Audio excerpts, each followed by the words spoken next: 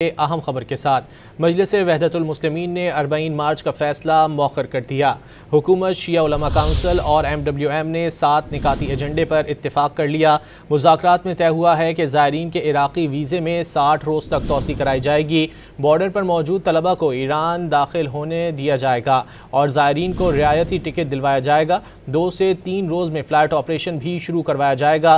इस मामले पर हुकूमत आला सतह की कमेटी तश्कील देगी। वज़ीर मुमलिकत तलाल चौधरी ने मुज़ाकरात में तय पाने वाले उमूर पर अमल दरामद की यकीन दहानी करा दी।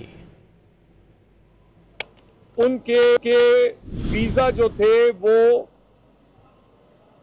वीज़ा एक्सटेंशन के हवाले से इराक़ी हुकूमत से हुकूमत पाकिस्तान राब्ता करेगी और उनके वीज़े की तोसी और 60 दिनों तक की तोसी के लिए वो करवा के दी जाएगी ताकि उन्हें मज़ीद कोई इराक़ जाने के लिए कोई परेशानी ना हो।